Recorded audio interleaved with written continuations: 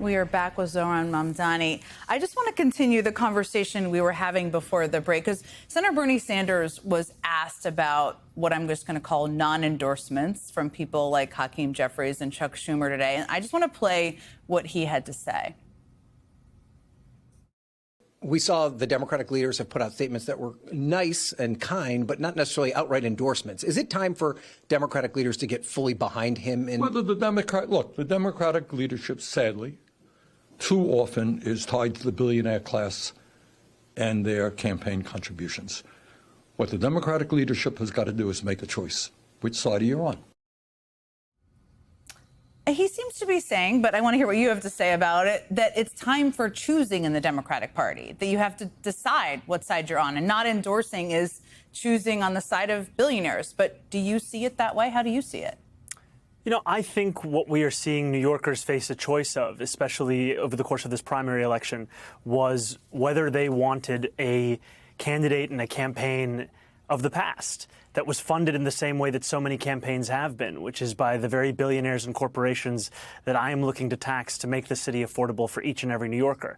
And we've seen the people of New York City make their choice. We've seen them make that choice in a manner that has little precedent in recent years. And ultimately, that's the choice that I'm most excited about. I know you were working to expand your coalition because you are being very careful, which you are running in a general election, and I understand that. So I want to ask you about one aspect of that, because you're running to be the mayor of the city with the largest population of Jewish people outside of Israel and the world. And at a time, which I know you know because you've addressed this before, when there's been a significant uptick in anti-Semitic rhetoric and hate crimes against Jews, it's very scary to be a Jewish American right now. And you've been criticized by a number of Jewish leaders, as well as the U.S. Holocaust Museum, for your defense of the phrase globalize the Intifada. Last night in your speech, you alluded, so I know this is on your mind, you alluded to concerns from the Jewish community, even vowing to reach further to understand the perspectives of those whom you disagree. So for Jewish New Yorkers, I mean, this is sort of the first day. The race hasn't been called, but you did give a speech last night claiming victory, and your opponent did concede. For Jewish voters who are watching right now, who are scared, who aren't sure if you can effectively represent them, what's your message to them tonight? My message is that I am looking to lead this entire city, to represent each and every New Yorker. And that representation is not contingent on whether or not someone votes for me or someone agrees with me, because the responsibility of a leader is to reach out to all 8.5 million people who call this city their home. And I know that Jewish New Yorkers, like Jewish Americans, are fearful in this moment of anti-Semitism. They're fearful, especially after the horrific attacks that we saw in Washington, D.C.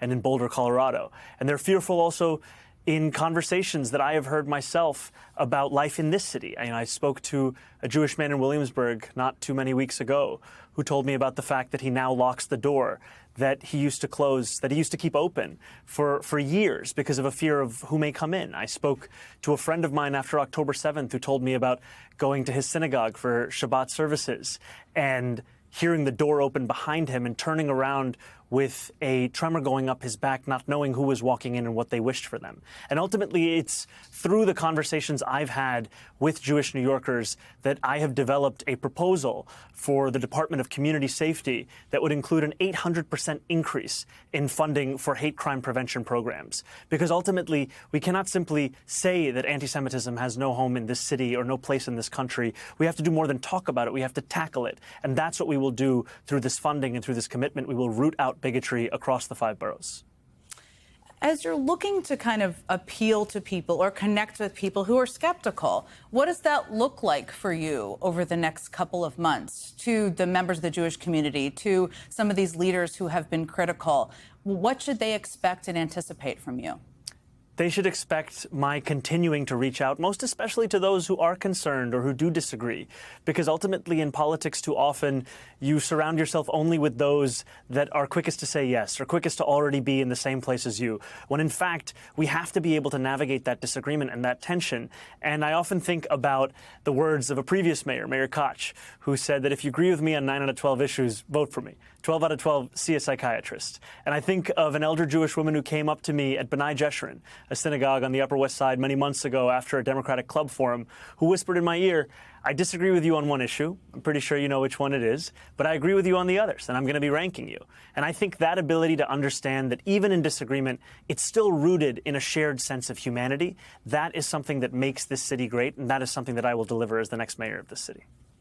You're going to be dealing with tremendous attacks from MAGA Republicans. We've already seen that over the last 24 hours, including from Stephen Miller, Elise Stefanik, the NRCC. They're already trying to run an Islamophobic campaign against you, which I will just note, and you've lived this, but for people who are just tuning in, is a continuation of some of the tactics that we saw during the primary, but it's going to come tenfold. I know you know that, but how are you going to handle that personally?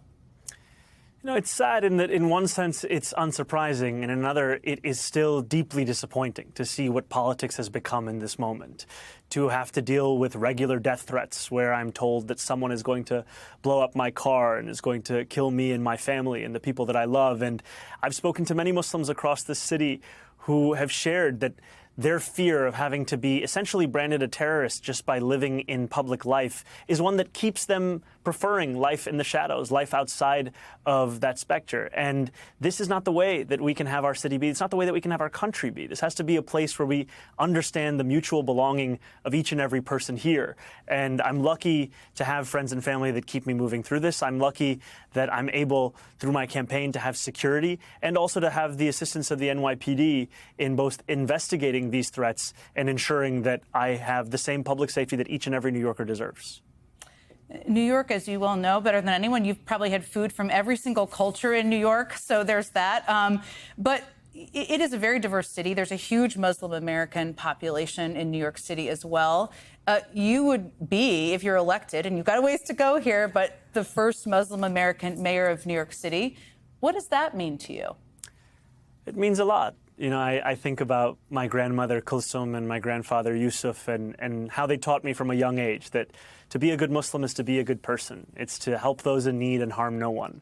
And ultimately, I've sought to do that over the course of my life, and especially in a time when the mere mention of being Muslim is seen as if it is a slur, it is also an opportunity for me to introduce the fact that being Muslim is like being a member of any other faith. It is believing and belonging in a notion of equality and in solidarity.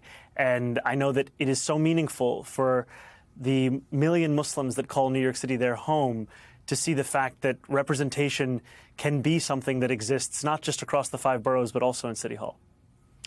Zohran Mamdani, I hope for people watching who are just meeting you, who are thinking about running for office, think it's not possible, think they can't connect with their communities or don't know how to do it, whether they agree with you on everything or not. They don't have to, that they've found some inspiration in your story. It certainly has been for many people. Thank you so much for joining me tonight.